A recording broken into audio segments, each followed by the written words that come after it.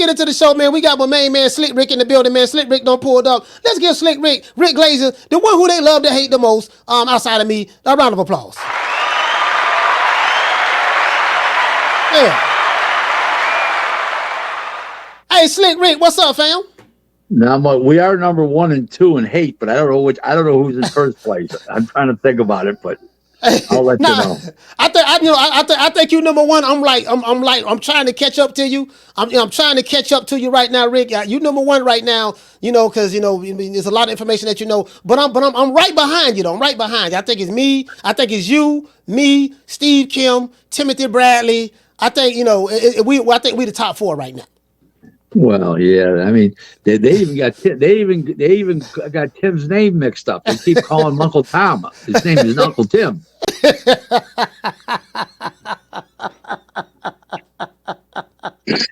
they do call Tim Uncle Tom. Hey, they say Timothy Bradley, Uncle Tom, this and that. The man name ain't Tom. The man name is Tim.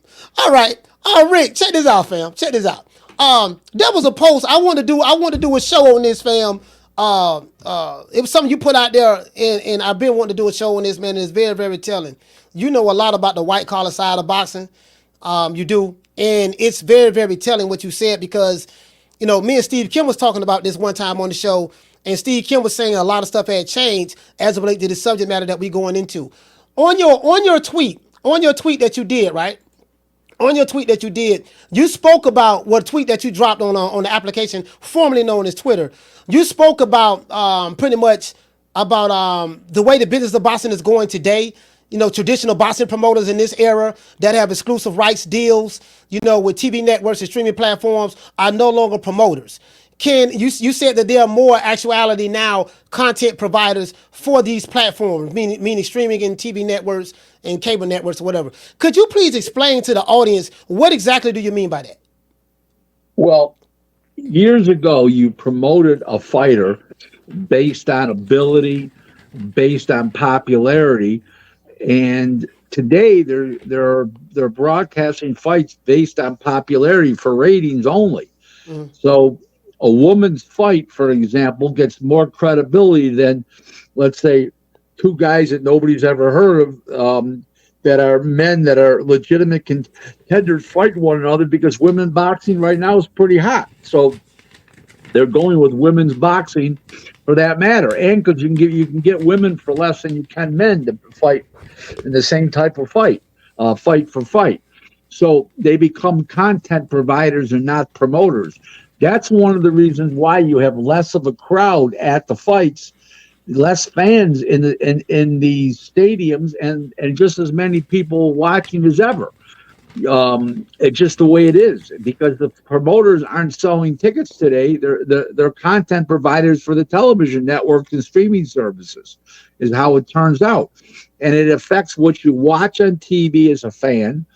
It also affects the fighters negatively, because where these guys used to come out of the Olympics, or they used to be hot amateurs, and they'd turn pro, you'd have to give them signing bonuses, because the promoters were always trying to get the TV dates, so they had to have the fighters, the popular fighters and the good fighters, to get the TV dates. Now you got the TV dates, so the fighters need you. They don't have to pay you a signing bonus anymore, because of the fact that the fighters need you to fight on a TV network, because you already have the dates, so you don't have to stretch yourself out financially to get the fighters.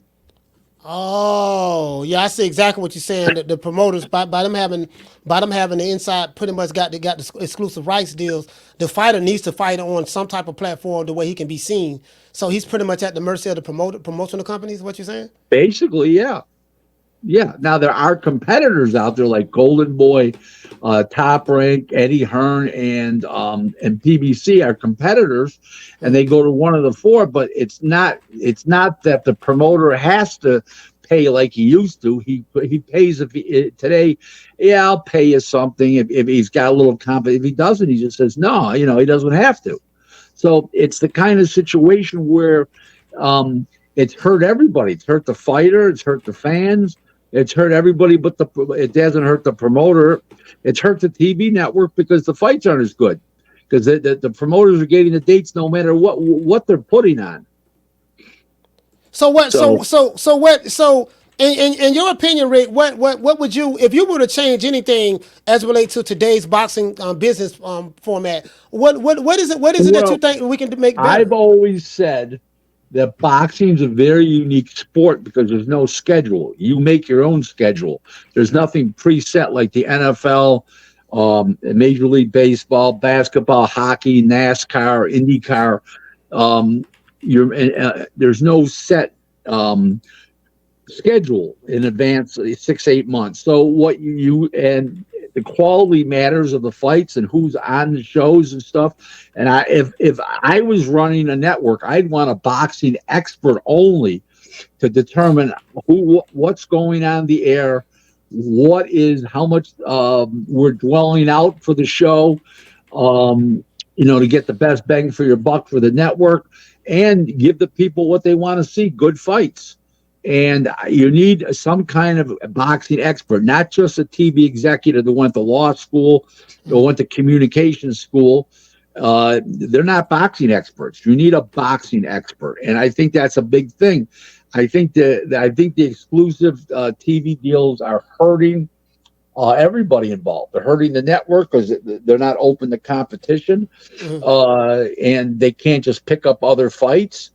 And it's hurting everybody but the promoter. The fighters are getting hurt. The fans are getting hurt. The only doesn't get hurt is the promoter. Does this prevent like big fights from happening? Like, because sometimes it does, but sometimes it does because sometimes the networks won't work together. So it happens that way. Yes, it does definitely happen that way.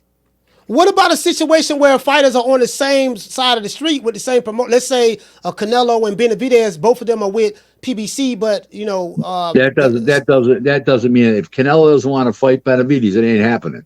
He's calling the shots, not Benavidez.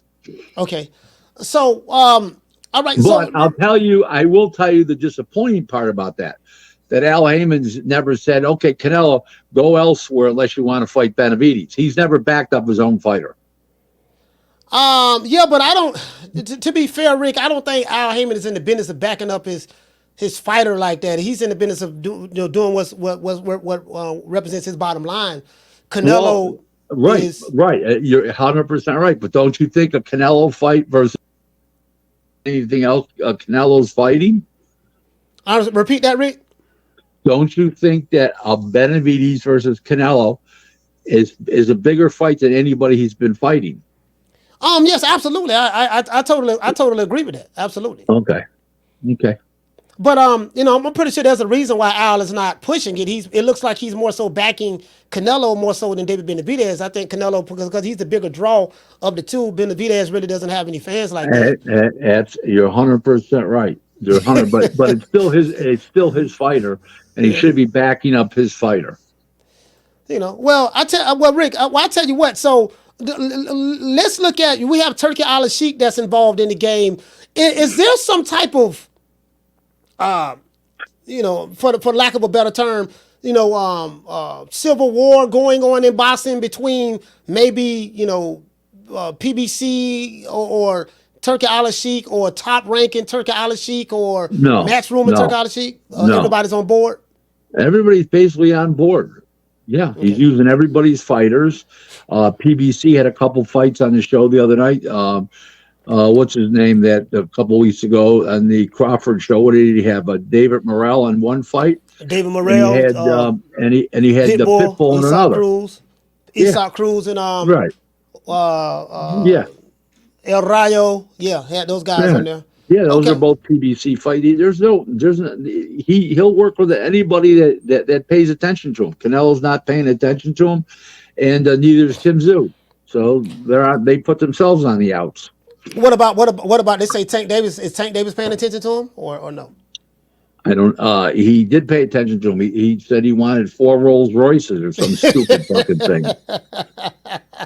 Well, listen, man. The man say he wants some Ferraris. He say he wants some Ferraris. He's the sheik. He's in well, he's not a sheik, but he's in the business of just giving away money. They got that's what they say. So it is what it is. So basically, Turk Al Sheikh. Do you think someone like Turk Al Sheikh is how does he how does his business model counter what's going on today as it relates to promotional companies that have exclusive rights agreements with how he's getting around it is he's putting the fights on all the networks. So he's putting the fights if they're using a top ranked fighter, he's putting the fights on ESPN. If he's fighting let's say the zone fighter that's going to be shown on the zone and when it called. Now, for this example, this Crawford fight was shown in America on ESPN Plus on pay-per-view, on the zone pay-per-view, on ppv.com pay-per-view, Amazon Prime Video pay-per-view, and it was on home cable TV on pay-per-view, in demand. So you have a situation where that's how he's getting around it. He's allowing all these companies to do their thing when their fighters are fighting. So what he's doing makes great sense. Yeah. He's satisfying everybody. Okay, look, we just want to make these fights made, but we're going to make sure you don't miss out on having the fight shown on your platform, and your platform. I think that's dope. It seemed like he cut through a lot of the red tape, and I have seen, we physically seen that all of the fighters who are signed to certain promotional companies, whether it's Matchroom, whether it's PBC, whether it's Top Rank, Queensberry, all of them are fought on the same cards. So we see that. Yes. What about Golden Boy? Golden Boy. No, I'm saying I know Oscar. Seemed like he changed his position. He's not working with Turk Al Sheikh as well. Well, he didn't really. He never had an anti Turkey Al Sheikh stance. He just had a let's wait and see attitude. And he's seen the light, and he thinks they should work together, and they're working together. It's simple. Seems like everybody seeing the light. I think what I told most of the promoters was this. We've always had companies come in boxing, and people and entities come into boxing with money, okay? And they run out, they leave, right? Or they don't want to put any more, they leave, right? This isn't the case. This is a country. They print their own money. They run out, they just go to the printing press. And when I explained that to them, they were all a little stunned. They never thought about that before. Yeah.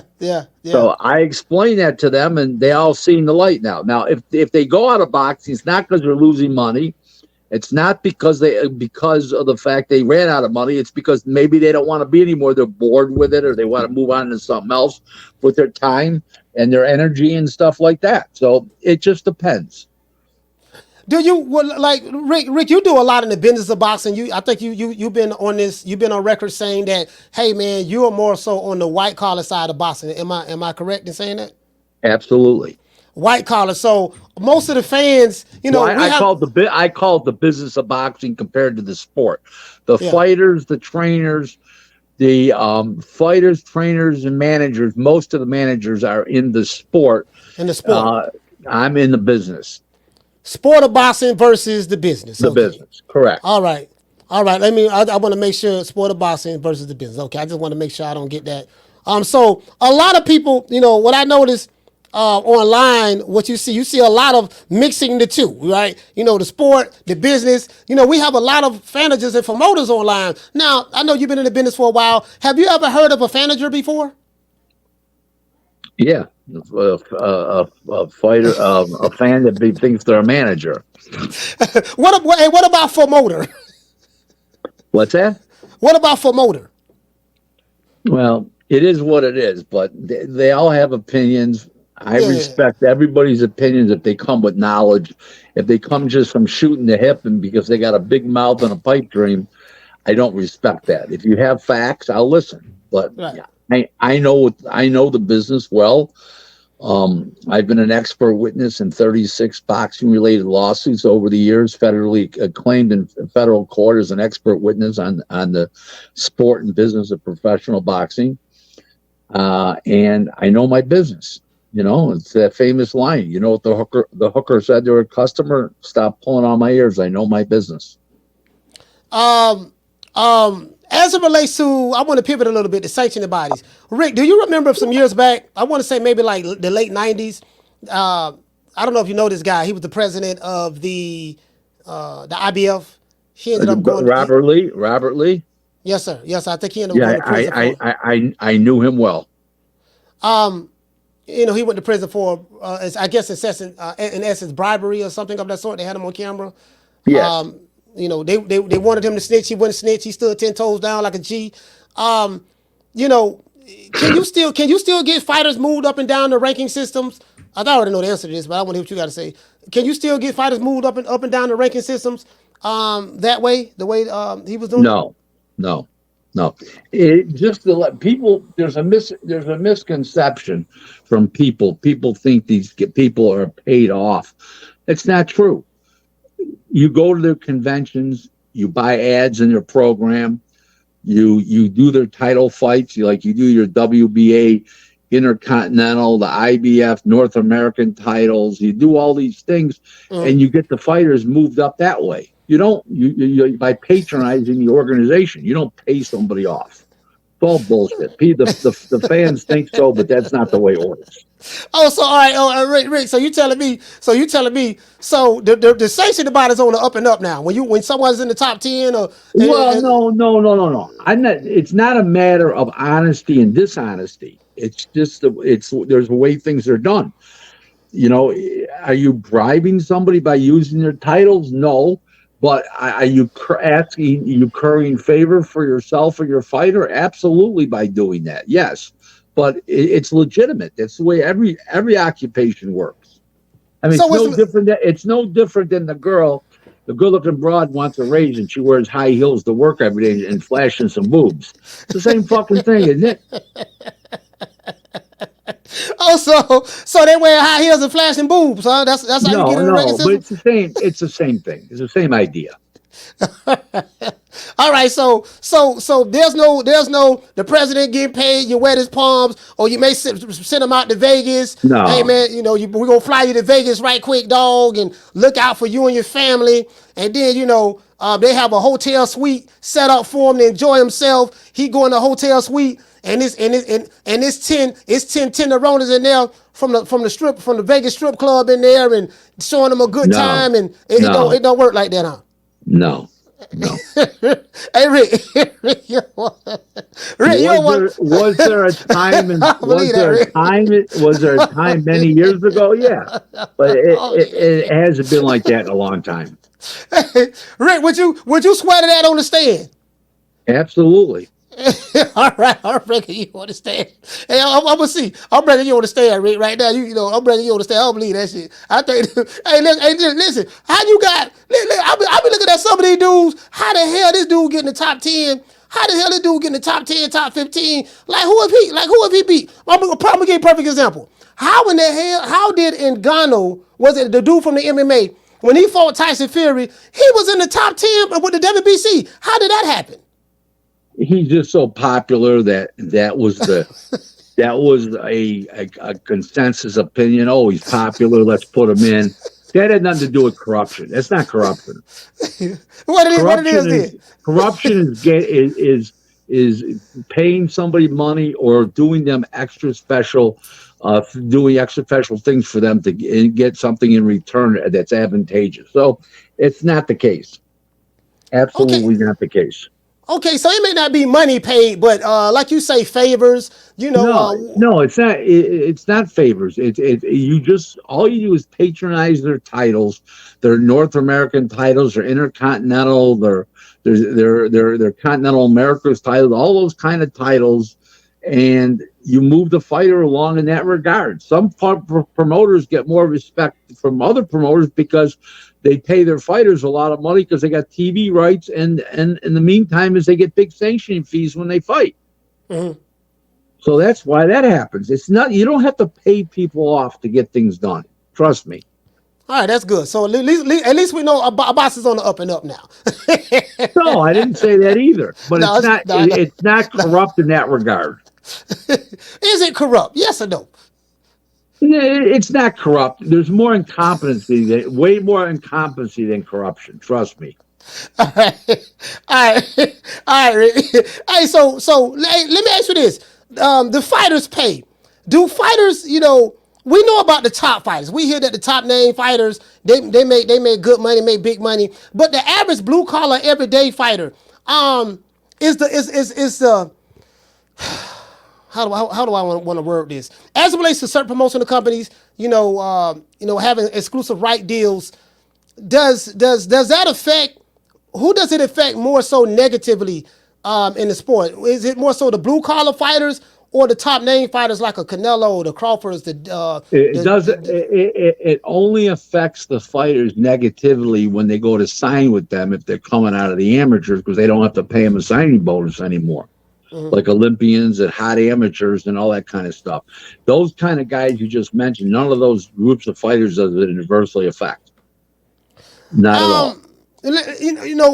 Floyd Mayweather always bragged about him being very business savvy and stuff like that.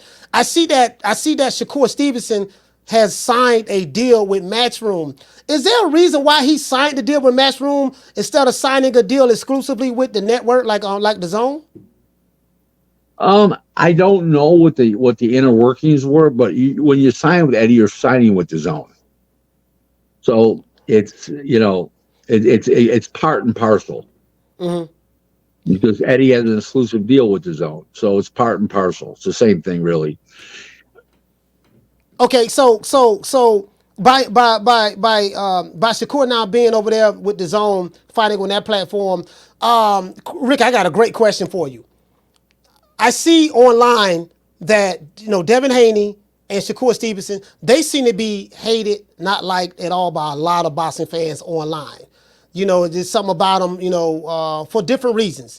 And then we see online on an application called X, formerly known as Twitter, that both of these guys are saying, one guy's saying F the fans and Shakur, I ain't fighting for y'all. Then Devin Haney's like, I don't care nothing about what the fans say. I don't fight for you. I don't fight for the fans. Do you think that inadvertently will hurt their sales and marketability in America if they try to fight in this country? 100% it does. There's not even a question it does. But they're not suave enough to realize it. They're not business savvy enough to realize it. Oh, okay. So by them not being busy savvy enough to realize it, they don't understand how this is. Would that inadvertently hurt their pockets? Absolutely. So not even a question. So this mindset will inadvertently hurt their pockets. So the only way that I can think of that maybe they can get around it, because I'm seeing now Shakur is fighting on the Riyadh season card on the undercard of Baturviev and Bivol. Right. That's going to be in Saudi Arabia, right? Mm-hmm. Okay, cool. So he don't have to worry about the backlash from America or whatever hurting his pockets because he's fighting over there. And I don't know exactly how much he's getting paid. Today is Pocket Watching Tuesdays, so if you do want to share that, we know we got some managers and promoters in here today. I thought it's Taco Tuesdays. Now it's Pocket Watching Tuesdays too. Yes, we got Pocket Watching Tuesdays over here where we get a chance to watch pockets. We get a chance to be a manager today, a promoter today. We get a chance to do that. We get a chance to be on the business end of boxing today. You get what I'm saying? That's how we doing it. Okay. So is Shakur getting paid more money, than he was getting over there top rank for this fight? I'm sure he's getting paid at least a little more, probably not a lot more. But he's fighting a guy who doesn't even, he just got knocked out in his last fight at 130 pounds. The guy's got no prayer to win, so he's fighting. And then he signed a 2-fight deal. He's got one more fight after this. That's all. Oh, okay. So basically, he fighting a tomato can. Right. Well, no, former world champion, but guy who at 130 was just knocked out in his last fight. So, but he cherry picked. But this is a cherry pick, though, Rick. He fighting a dude that was just knocked out. Come on, the man cherry picking. So Shakur's cherry. He more than likely he gonna cherry pick these next 2 fights. Now, yeah, no question about it. I'm hearing Devin Haney is going to fight someone in Australia. Lempero. Now that's a problem. Leopardo, yeah. Leopardo, yeah, I Leopardo. don't think Haney beats him. Okay, check this out. Check this out, though. Devin Haney, according to reports and his father and stuff like that, he was supposed to have been the face of boxing and then, just the Devin Haney era. But now I remember on April 20th, he was the face of boxing 6 times. His ass was up in the air and his face was down on the canvas.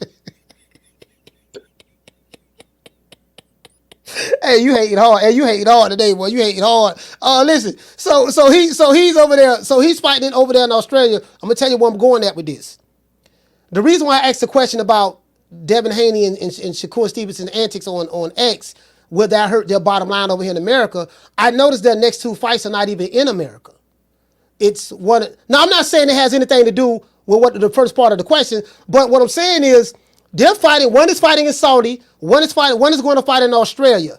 So how is, like, for the life of me, dude, the damage that these guys have done to their reputation with the boxing fans who are not going to buy any of their pay-per-views if they fight in America online. Like, the only way I think that they could do this, they would have to just fight outside of America. It'll probably be good for them, but if they continue to do that. Well, what say you about that? You're onto something there, but it's not factual yet as far as that they have to fight out the country. I don't think they have to. I think the promoters are pushing them to do so. The Riyadh card is going to be big. It's a good opportunity for him. And the other guy is going to be popular in Australia. He's an Australian that went to Puerto Rico to win the title. Now somebody wants to win the title for him. He say, come to fucking Australia. I went to fucking Puerto Rico. Now you come to Australia. So I think it makes sense. Remember, he went over there and fought George Kambosos twice in Australia, Devin Haney. So it's not a stranger to fight in Australia or an Australian. Yeah, but he did that because, he really, according to what his father said, they kind of like really had no choice because they did that in order to become undisputed. But now Well, Devin what Haney, choice do they have now? They just come off an ugly loss. Who's going to give him a date on TV unless he fights somebody real? What you mean they ain't got no choice? They the A-side. They the A-side. This the Haney era. What you talking about? They A-side my balls. So who the A-side in this situation? Devin Haney? Lempero. How? Don't nobody really know him like that over here in America? He's not a star. Doesn't matter. Boxing's a worldwide sport. It's not subject to just America. That's why he's going over there, because he's popular. Just like they drew all those people when Kambosos fought over there. They're going to draw all those people. Haney would draw 4,000 people here right about now, and they're going to draw 40,000 over there. That's wrong, That's wrong. He did nothing to you. Man, Rick, man, goddamn, you listen, man. You breaking my heart right now, man. I thought Devin the Dream Haney was the A-side. And now he got to go overseas and fight. Shakur got to go overseas and fight. I don't even know if he's the A-side in his own home. Well, Pork Chop Willie, I got Pork Chop Willie sitting in the cut. So listen, man, bro. I'm anxious to see if you are a promoter that's working with Devin the Dream Haney and Shakur Stevenson. Like, would you even try? Can you imagine the mental gymnastics that it's going to take someone like a Eddie Hearn or whoever? What promoters Devin Haney going to be working with over there? In Australia? Eddie Hearn. Oh, so Devin Haney is going back to Eddie Hearn? Yeah.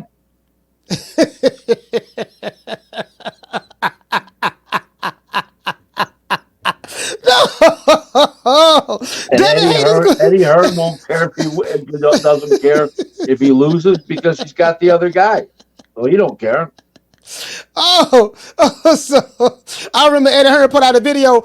He broke down with these guys talking about their own boss. They got their own promotion of the company. He said, "Well, that's not true. If that was the case, why they don't have any skin in the game? They're not willing to put their money up and take on the financial risk to promote their fights." So he said that just, when fighters say that's nothing more than their name or their logo being put on the banner behind them. Do you agree with that? Correct, 100%. Listen, Eddie's a hypocrite. I don't agree with much he says, but he's right about that. Yeah. We talking about y'all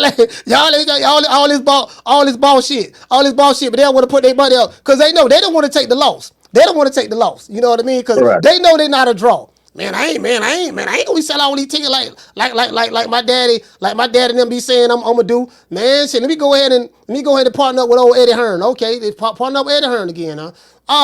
As it relates to I'm just anxious to see, man, Rick. What I heard Al Heyman is back. They said he's back. My boss, Al Heyman, I get paid. I ain't never seen him, but he reminds me of Charlie's Angels. We hear him talking on the intercom. In this case, we don't even hear him. But I'm hearing Al is back. Where did that information come from? They put out basically through reporters, their operative reporters that he's back. Nobody's seen him. Nobody's heard from him, but he's back. Back. Back from where? We ain't seen him since '79. They claim he never left, and they were ridiculing me that I said he was gone since he vanished December 18th. Monday, December 18th, and it was my imagination. I didn't know what I was talking about. I was full of shit. But in the meantime, he's back. Well, if he never left, how can he be back? Hey, Rick, I caught that, right? I said, these dudes slow. When Rick Glaser was saying online, that Al Heyman disappeared, ain't nobody seen him since '75. They were saying he was a hater, PBC hater, and that is true. You don't like Al Heyman, you make no bones about that. But that doesn't mean that you wasn't telling the truth as related to him being gone. If the guy was gravely ill, okay, say he's gravely ill. Don't hide it from everybody. They said he had a stroke. Some people say he had a stroke. Some people said a heart attack. Whatever he did, he did. Okay, I know I'm a guy that if he was on fire, I wouldn't bother pissing on him. Okay, but if he's sick, whatever's wrong, admit it. What are you hiding it for? Telling, I don't know what I'm talking about. Well, they announced that he's back. Well, if he's back, he had to have left. Yeah, that right there was very telling to me. I caught that. I said, okay, you guys say he never left. Rick said he was gone. Now you're saying he's back. Back from where? Yeah. So back from where? So now that Al is back, now that my boss is back, the more other people talk and make themselves look like a fool, the smarter I look every day. Now that Al is back, what do you think that we're going to get more of the same, or is it going to be more? Would they put on like more non-pay-per-view fights, traditional fights? No, it'd be more of the same. Be more of the same. They have no money to do anything unless Heyman comes up and puts his own money and his own skin in the game. There's no money there. Well, when was the last time they signed a fighter? When? Yeah, I don't know. I don't know. That's a good question. I don't know. Thank you. Well, they got Canelo. They got Canelo. He went back to him for a fight. Didn't sign him. Well, he has another. Well, the optics is he's a PBC fighter. Canelo is thanking Al Heyman right now as we speak. I'm looking at interviews. As much as he wants. He's thanking him because they doesn't have a contract. He's going to rape them, and they're going to lose. The PBC is going to lose money. He should thank him. I'm anxious to see what's going on. What say you about this fight coming up with Edgar Berlanga and Canelo? I think they're trying to build it Puerto Rico versus Mexico. I don't really look at it that way myself, but that's how they're trying to build it. Do you think this will spark the Puerto Rico versus does it give you that Puerto Rico versus Mexico feel? You know what I mean, like Salvador Sanchez and Rafael Gomez and stuff like that. Let's not get too carried away. The best I can say about it is I don't think it's a bad idea. It does have some authenticity value in that regard, but it's not a hot fight that people have to see. So who's okay? Let me ask you this question. I'm gonna drop four. I'm gonna play this game. We got 4 promotional companies, right? We have Queensberry, we have Matchroom, 5 promotional companies. Golden Boy, Top Rank, PBC. Well, I know PBC technically is not a promotional company, but it really is a promotional company. You know what I mean? Right. They're a promotional company. Pretty much, they have call them what they want to call them. They're a promotional company. Yeah. Who would be the face of each promotional company? When I say PBC, who is the face? Who is like their banner fighter over there? Right now, I would say David Benavides. What the face of PBC? No, Gervonta Davidson would be probably Tank. Yeah. Tank and would you say Tank and Canelo? Canelo's No, because PBC now? Canelo's a one-off deal, so No, he's but not hold a on. PBC. He's Well, you know not a what? PBC fighter. This is his third fight over there, though. Doesn't matter. This is one fight. He signed for one fight. This is it. Okay. So that doesn't make him now. It doesn't mean he's not going to stay if Heyman offers the right amount. But he's not a PBC fighter. He's open up to free agency. Yeah, I don't know. It seemed like he don't bought in, Rick. He around here thinking Al Heyman now. I heard he wearing Al Heyman sweaters. That's what I heard. I don't know how true it is. Okay, Golden Boy. Who's their stable fighter over there? Would be like the face of Ryan Garcia would be one. Mm-hmm. Virgil Ortiz would be another one. William Zepeda would be another one. Those are probably the three biggest. Zoro Ramirez on the next level down from there. Mm. Those three guys I mentioned are their biggest draws, and they're all very good draws. All right. Top rank. What name comes to mind at top rank? They have a lot of them. They have Lomachenko. They have Carrington is hot in New York. Xander Zayas is hot in New York City. They got quite a few. So those are Loma's a good one. Tiafimo's decent. They got a bunch of them. What about Matchroom? What comes to mind? Anthony Joshua, but not in the U.S. But Anthony Joshua worldwide is a very good draw. Bam Rodriguez has proven to be a good draw in Phoenix, Arizona. I love Bam. Despite being 115 pounds, he's been drawing over 10,000 people there. Yeah, that's good. Those would be two. Frank Warren has Tyson Fury. Frank Warren has that Shabazz, that Hamad Shabazz, that I'm not pronouncing it right. That is the number one middleweight. He got he got Daniel Dubois too. Yeah, Daniel Dubois, right? Correct. Yep. Okay, all right. So damn. Okay. Well, I'm I will say this, Rick. I am kind of glad that do you think that we're going to get a Shakur and Tank Davis fight anytime soon? No. Mm-mm. Why do you think not? Because they're not going to risk Tank Davis fighting a guy like Shakur, which is a bad style for Tank. Yeah. And if he loses, they don't have anything. That aura of him being undefeated and this big puncher, and he gets in there and he gets played with, he loses and he shows, he can't land against a good fighter. They don't need that. They'll just keep going. So yeah, they're if I had Gervonta Davis, I wouldn't allow him in the same building as fucking Shakur. Now, Shakur may be boring, but he is an unbelievably fast, high ring IQ, slick fighter. And that's not the kind of guy you want to put a Tank Davis in with. Yeah, a lot of matchmaking. Booger Ray Leonard. I love Booger Ray Leonard. Booger Ray is over there. What is he doing? Is he, Floyd Mayweather fired him, so he's not over there with Floyd anymore. He seems to be more so of a hype man for Tank. Is he over there with Tank Davis Promotions? I know. I don't know his official title, but I know he's with Tank. He's with Tank. Okay, cool. He's in the Tank with Tank. Since he left, Tank's Floyd's. Since Floyd got rid of him, he hired Richard Schaefer. He probably had it in mind to get rid of Richard and get rid of Tank and hire Richard. It's probably what he had in mind all along. Talking about to get rid of Leonard and hire Richard. Yeah, I'm sure. I mean, comparing Richard Schaefer and Leonard Elby is like comparing a Rolls Royce to a Kia. So what's going to happen? Richard Schaefer is over there. I don't see anything shaking up right now. I mean, what difference is that going to make? They're just getting going. Richard's working on things.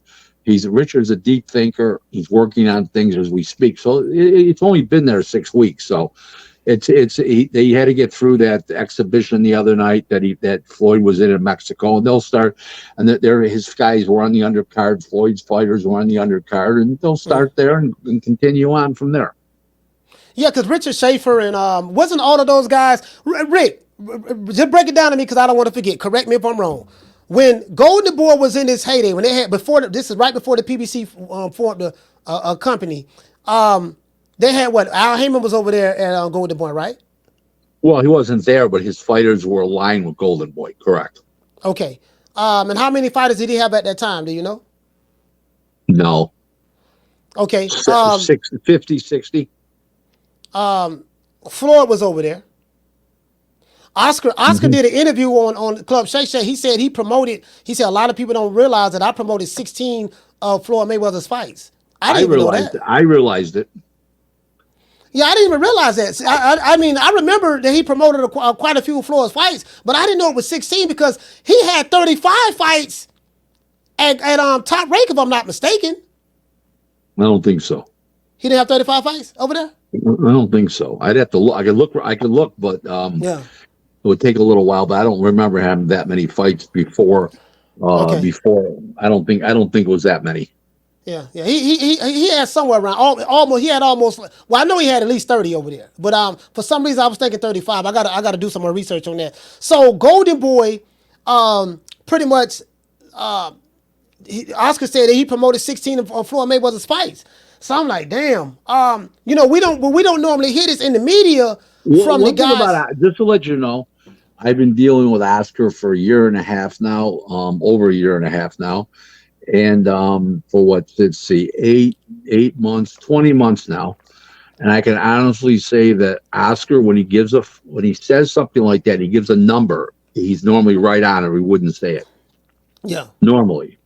So just to let you know. And I've dealt with Oscar, and it's been nothing but roses. He's a gentleman to deal with. He's very appreciative. He's a very thoughtful guy. So this is the thing, right? Like a lot of the info that's out there, of course, Al Heyman gets all of the credit, but they never talk about, look, man, Oscar De La Hoya promoted 16 of this guy's fights. This guy who you call Money Mayweather right now, and I get it. I know, PBC hate the Golden Boy, and that's the narrative, and that's the optics. They supposed to hate each other, and so you got Team PBC versus Oscar De La Coca. They call them fishnets or whatever. I get that, but the fact of the matter is, your favorite fighter, the guy who you love, was promoted by this guy. So, and they made a lot of money together. What say you about that? Hey, they did make a lot of money together, and Oscar, by fighting him, put Floyd on the map in a big way, made Floyd a star. So, I think 2.4 million people watched that fight and bought the pay-per-view. 2.4 million homes, let alone times probably 6 people per home on an average. A lot of people watched that fight. You're right about that. There's something that you always say, Rick, and I coined that phrase over here now as well. I always hear Floyd, and I got love for Floyd. He's a narcissist and stuff like that, but I like Floyd for the most part.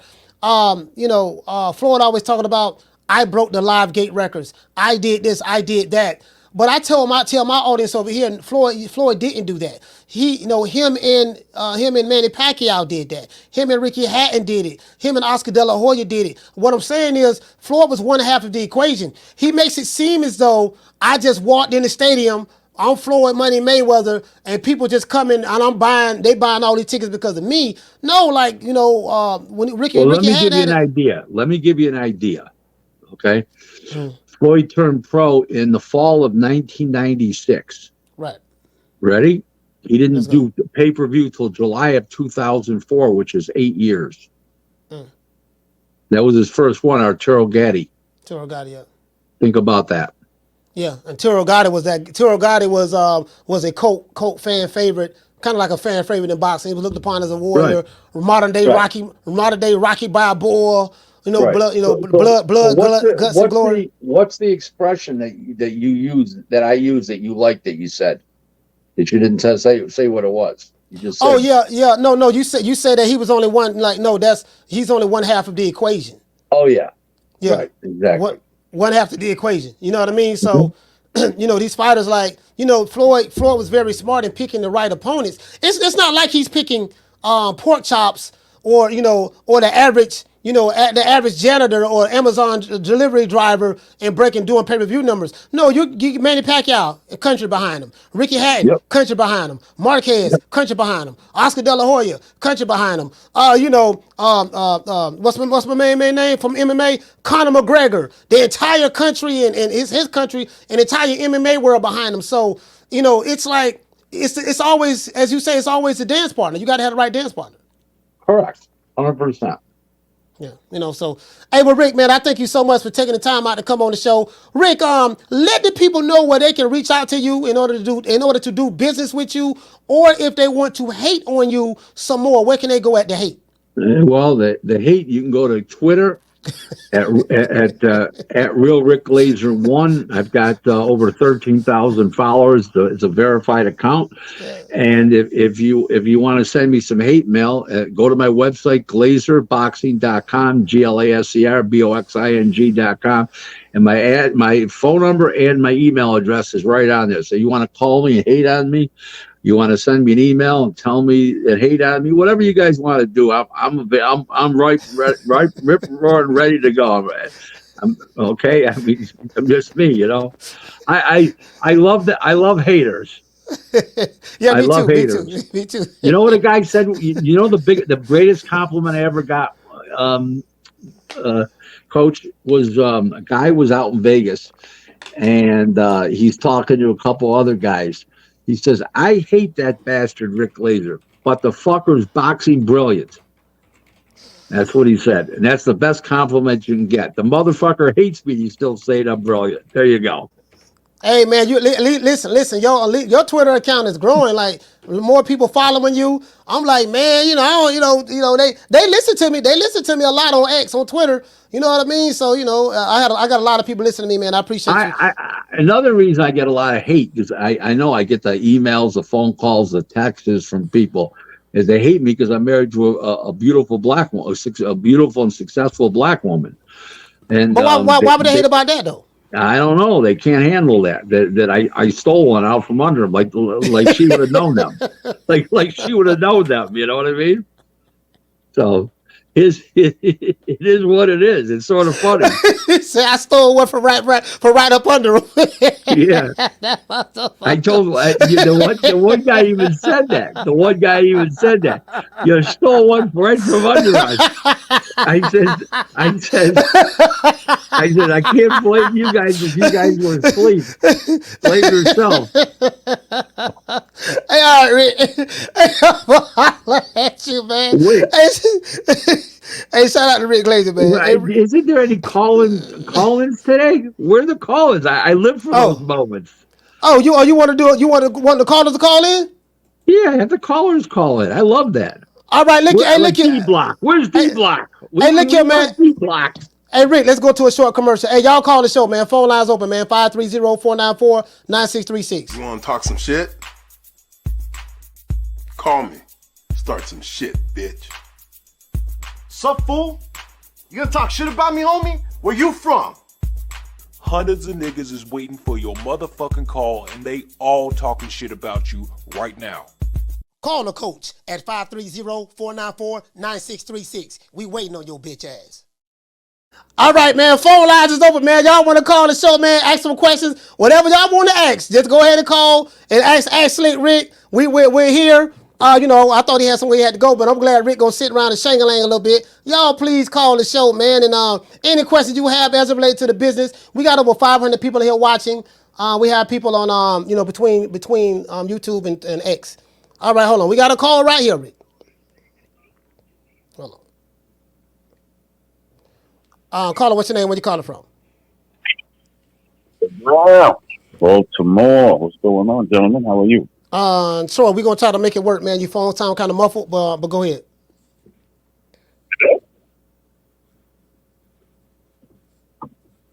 Still there? Yeah, I'm still here. Go ahead. Okay. No, I don't got a damn thing talking about boxing. I'm just calling to shout out Rick, man. You know I get very disenchanted with the sport from time to time. But how you be, brother? Everything good? Good, very good, Troy. Thank you. All right, good man. All right, Coach, man. Take care of yourself. Keep doing what you're doing. And Rick, I don't hate you. I don't give a damn if you're married to a black woman or not. I don't hate you. All right. You have a Thank good you. day, man. Thank you. All right. All right, shout out to Troy. He wants to say that. I mean, shit, Robert De Niro married to a black woman. Ain't nobody mad at him, so, you know, it is what it is, man. I mean, this is the era, you know, it is what it is. Yeah, Rick, man, and I really do value your knowledge. When it comes to this business, you know this shit. Like, a lot of these dudes, they be speaking out of emotions. You get what I'm saying? But when it Listen, Oh, comes to you're around guys like Bomac, and you're around a lot of different guys Hold on. in boxing. You mentioned my name. People will tell you I know boxing. Yeah. I Nobody will know ever deny that. Yeah, I know other guys who in the business as well. So absolutely, Yeah. they do. They Yeah. they bounce that. Caller, what's your name? Where you calling from? Hey, what's going on, Coach? It's Ryan Fraser from Toronto, Canada. Ron Fraser, talk to me. Hey, Rick, do you think that Brian Norman Sr., he made a great move by coming out and calling Eddie Hearn's bluff on the whole offer for the Boots fight? Yeah, I listen. They wanted the fight to happen. I mean, the fight's gonna happen. They want it to happen. It's gonna happen November 9th, and they want the fight. Top Rank wants the fight. Eddie Hearn wants the. Everybody wants the fight. Eddie Hearn wants it. Yeah, absolutely. So yeah, it's going to be a fun fight. It'll happen November 9th.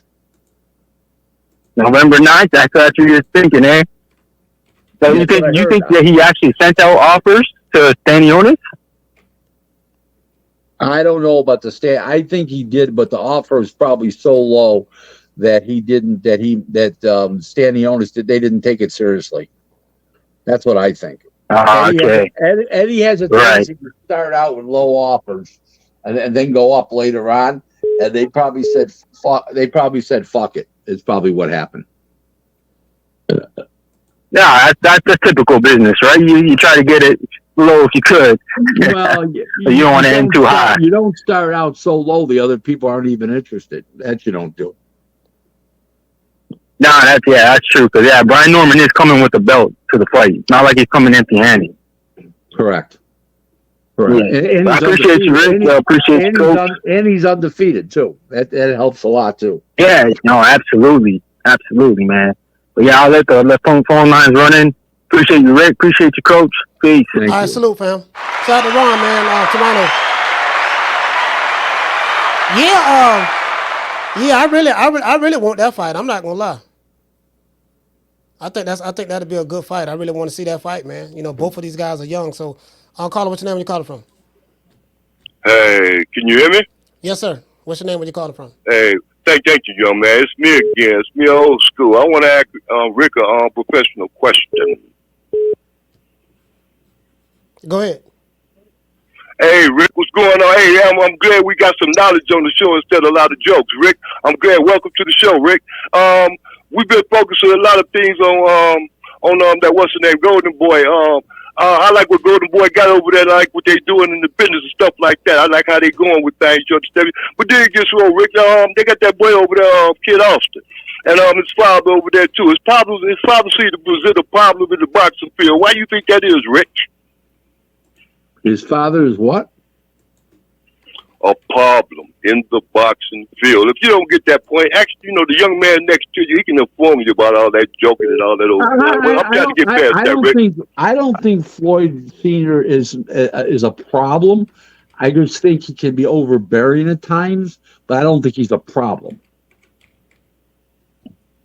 Okay. This is a fan. This is a fan of Floyd the Schofields. This guy right here. But I mean, Rick, let me say this, Rick. I get what you playing. I don't want. Hey, Rick, I'm sorry, Coach. No, Rick. Let me put this guy on mute because he gets kind of erratic. He's a fan of the Schofield, and he's trying to dig shots at me about jokes and stuff like that. But this dude continuously listens to my show, and I had to flame him because I had an issue with the Schofield. And he's coming on here trying to sneak this a little bit, and I'm just not having it. You get what I'm saying? I'm gonna let him know that's what it is. So that's what his question is more derived from. Well, he's not hurting this kid. He's just overbearing. So go ahead, old school. Finish up. I get that overbearing part. I know. Hey, look here, Rick. Let's go right back to that. Your boy, 21 years old. He got a kid having a kid already on the way. His father wanted to stay away from the cell phones because he said that the age he is right now, that's gonna make damage to his brain. That's a scientific understanding. But if you take that understanding and say, well, he ain't trying to keep it from women and stuff like that, and try to be a young because that's what he got a kid coming already. So I mean, Rick, we don't come down to you person, not you. But other people personally try to bring insults and try to bring division amongst things that's going on out here. I don't stand for it, Rick. Rick, do you find me being intrusive and being disrespectful? I don't know what the question is. Old school. I mean, the question is, do you find me being overbearing like we talking about Mr. Schofield? We got other calls That's calling the in, question. man. I don't understand what the hell you talking Yeah, about. it's not a bro. boxing I get it, question. Rick. I apologize, boxing Rick, but thank you, It's Rick. You not got a a lot of boxing knowledge. question. Yeah, we'll holler at you, Okay. man. Yeah, get your old ass. It's Get not your a old ass boxing out of here. question. Yeah, this man here calling. He's asking me what I think of him. Yeah, this What's that man got to do calling. with boxing? This man calling shaking his pom pom for Mama Schofield. Man, get your old ass off the motherfucking live and take your bitch ass back to Chicago. Anyways, hold on. Sorry about that. Yeah. Calling here, you can't even speak right. Learn how to speak English first. When you call the show, speak clearly so we can understand what you're talking about. Put that Hennessy down too. Yo, drunk ass. Caller, what's your name? Where you calling from? Jamie from New York. Jamie from New York. Talk to me. Coach, man, how you doing, brother? What's happening? Yeah, I'm doing good. Talk to me. Hey, Rick, how are you today, my friend?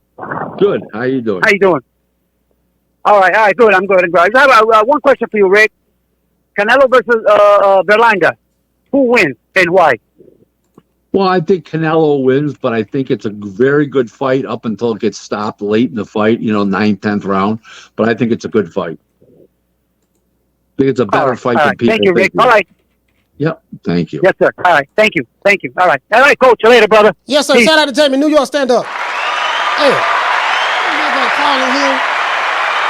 Motherfucker calling here drinking Hennessy and gin and doggone MD 2020, 8 ball. And can't nobody understand what the hell you talking about. Man, get to the damn point. Shit. Anyway. Yeah, Rick. Man, I'm gonna be honest with you, man. I do recognize that the sport of boxing has changed from the time that when you came into business and the years that I've been watching versus now, so we got another call calling in. I'll pick that question up. Caller, what's your name? Where you calling from? Martin from Oakland. Martin from Oaktown. Talk to me, brother. Yeah, my question for Rick is, has he heard anything about the numbers for the Crawford-Madrimov fight? And are the rumors that a lot of the cards that Sheik's been putting on, like the AJ Ngannou fight and all these other ones have been losing a lot of money? And do you think that is going to end up discouraging him from his involvement in boxing, or is he just going to keep soldiering on because he got money like that? I don't know him well enough to make that statement, but I will say that the Crawford fight did a little under 200,000 homes on all the networks combined, including the cable. It was on ESPN Plus. It was on the Zone pay-per-view. It was on Amazon pay-per-view. It was on PBV pay-per-view, and it was on home traditional in-demand cable, and it did a little under 200,000 homes total. Okay. All right. Thanks a lot, Rick. All right, salute, man. Shout out to Martin Oaktown. Salute, fam.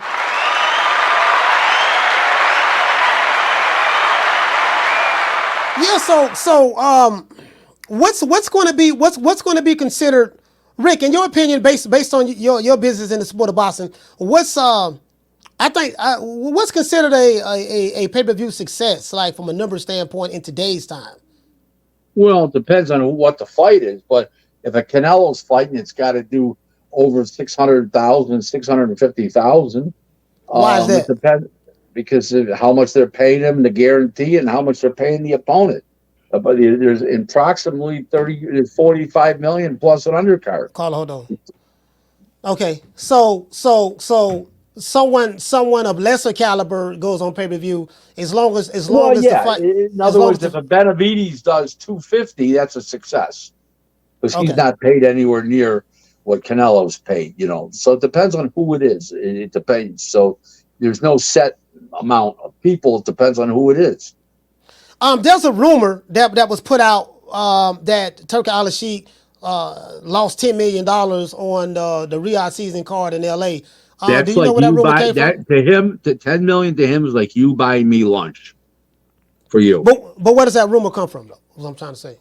I just on reporters and stuff like that making shit up. But even if it was true, it's like him buying. It's like you buying me lunch.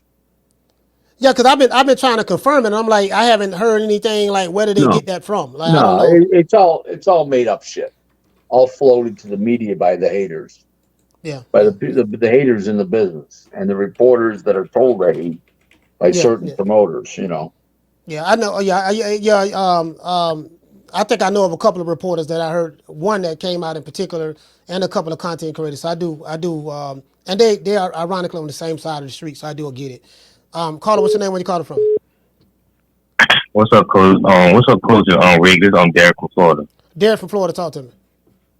Yeah, Coach, this is just a question for you, Coach. I want to say, like, do you think that Brian Norman versus Boots gonna happen this year? I think that's a good fight, man. Boots ain't really fought nobody. November. They're talking about November 9th. Oh, November 9th? Oh, okay. Like, one more thing, y'all. What's y'all prediction? Like, if it does happen, though, who y'all got? You think you go either way, or you think Boots a favorite? Boots is a good favorite, but the other guy's a live underdog because he can punch. Oh, okay. Who are you, Coach? I don't want to hear from Coach. Yeah, I think me personally, I think it's 50-50. I do know that Boots is being pegged as the next Roy Jones Jr., the Flash, and all that stuff there, but I haven't seen him really get in there and fight anybody. I think Brian Norman's going to be. Yeah. I think Brian Norman's going to be the best fighter. Looking at the eye test that he's fought in his career, and I think Boots is going to be the best fighter that Brian Norman has fought in his career. Yeah. So. Whoever shows up to fight, whoever got the better game plan shows up to fight, that's who's gonna win. I don't have a dog in the race for Boots or Brian Norman. I don't know neither one of them. So It's a good fight, though, Coach. Yeah, I'm looking forward to it, though, man. Appreciate it, bro. all right, salute, fam. Yeah, I'm glad. You know what, Rick? I'm glad that we don't have to wait 5 years to get that fight because Boots did say he won all of the belts, and the only way he's going to get it is Brian Norman. And vice versa. The only way Brian Norman's going to get the belts is this. And he said he's willing to go to Philly. I tell you what, he got some balls, bro. For him to say that, no, I want to fight, and he's going on pro Philly YouTube channels, letting it be known, and he's going and they're doing interviews on all the different YouTube outlets, Fight Hypes or whatever the case may be, letting it be known. And they say, hey, we're willing to come to Philly and fight you in your own backyard in front of your mama, your daddy, your sister, your brother, and all the Phillyites out there, Philly fanatics. They got some balls, bro. They got some balls. Yeah, he's got balls, but also he may be one of those fighters that plays up to the moment. Yeah. Hagler, I remember Hagler used to had to go through Philly. And he beat quite a few Philly fighters in Philly. He had to go through there, man, in order to Hagler. With Benny Briscoe. He had to do what he had to do. Hagler, my main man Hagler. Caller, what's your name? Where you calling from? Hey, Coach, what's going on? This is G5 from the Bronx. G5 from the Bronx. Talk to me, brother. Hey, Rick, what's going on, brother? How you doing? I got a question. Glad to hear you're on the show today. Thanks for coming on. Yes, sir. How would you see this, or do you ever see Tank and Shakur fight being made, and how soon, if so? I don't see it. His style's all wrong for Tank. Shakur's style is all wrong for Tank. What do you mean by that? Okay. You mean like from what? What's wrong with his style? He's fast. He's got high ring IQ. He's got fast feet, fast hands. He's slick defensively. He moves his head, and he knows how to tie a guy up. And that all poses problems for a guy that's a pure puncher. Yeah, but so Rick, another question: who would be your winner if that fight was to maybe be made? I think Shakur wins by decision. Wow, shocking, interesting. Okay, well, that was my call, Coach. I just wanted to know about that potential fight, if ever happening. Who Rick saw winning, and if he saw it happening. All right, but shout out to G5, man. Salute, man. The Bronx, stand up. Oh, Rick. I don't know, man. I know, like, I'm of the opinion, I think if Shakur was a fight Tank, I don't see him beating Tank with the style that I think he's going to fight him with. If he fights Tank the way he fought Edwin De Los Santos, I don't see a judge in America being that Tank is the A side. How about this? when did Tank ever throw a lot of punches? He's always willful behind in a fight that he scores a knockout. Think about that. Yeah, so you don't see Tank being able to walk Shakur down and break him down to the body and stuff like that. Yeah. No, I don't. Hey man, phone lines open, man. Y'all call the show, man. I don't know, man. That right there is that's interesting. I don't think, but you're of the opinion that fight ain't happening no time soon. I kind of agree with you on that. Caller, what's your name? Where you calling from? This is the Boston Historian. How you doing? The Boston Historian. Talk to me. How you doing, Coach? How you doing? Was good with you, Coach? Was good with you, Rick? Yeah, man. I don't know what it is outside of really majority of these boxing promoters, man, really it seem like they're trying to. It seems like they don't really know how to promote their fighters. I mean, it seems like they don't really know how to get a TV deal with these networks, man. Because are you on the Bluetooth? TBC? Yeah. I can barely hear you, bro. Oh yeah, one second. Yeah, I can barely hear you. Yeah. Okay. Does it sound better now? Yeah, it sounds better. Go ahead. Yeah. No. It just seems like they don't know. I don't know if they're going the way of the dinosaur or if they're going away from traditional aspects of promoting the fighters and their promotions. But obviously, it's not working because a lot of these young fighters, man, like they think they're known, but they're really not known to the general public like that. And it didn't used to be like that 20 years ago, you know. And my question would be, since is Rick Glaser still on? Yeah, he's still on. Yeah. We listening. And my question is, what was it the progression of that happening, or did it happen overnight? Because I'm kind of flabbergasted by it. It's basically happened since social media came in. The promoters used to promote the old-fashioned way, and that doesn't work today because people are paying more attention to social media, and some of the promotional companies were slow to recognize that. And I think that they were too stuck in tradition. So I think it's coming around. It's going to come around the other way now, where they're getting more involved with. So I know two of the promoters just hired a bunch of additional people on social media. So I think that they're recognizing the issue now. Okay. All right, man. Well, Boston Story, man. Hey, thank you so much, brother, for calling the show, Thank fam. you. Thank you. Thank yes, you. Sir. Good Oh, yeah, no doubt. Yeah, that's a good question. It was a good question. It's a very good question, actually. Yeah, that was a real good question. Hey, Rick, listen, you need to tell them, listen, check this out. Listen, all you promotional companies, if you want to get your promotional company back popping, you need to hook up with Coach Malachi. I'm telling you right now. You get what I'm saying? I'm throwing my hat in the ring. You with Nick Sack Promotions. I got my own promotional company, Rick, called Nick Sack Promotions. I have a couple of fighters. I'm going to be calling you to get them on some certain fight cards. You get what I'm saying? But you need to be calling me, man, because the stuff that y'all got out there right now is trash. Like I'm talking about Bubba Dub trash. Y'all need somebody who got some energy, who gonna call it the way it is. I ain't no company man. I don't come with knee pads, KY jelly, baby oil, and cocoa butter. If you want somebody that's gonna, that's gonna call it the way it is, y'all better get with Coach Malachi, man. I'm telling you right now, man, because right now we hot over here. We hot. You get what I'm saying? What say you about that, Rick? You're hot, and I'm not even a woman. Hey, shout out to doggone. We got a sponsor today, Rick. Cash App.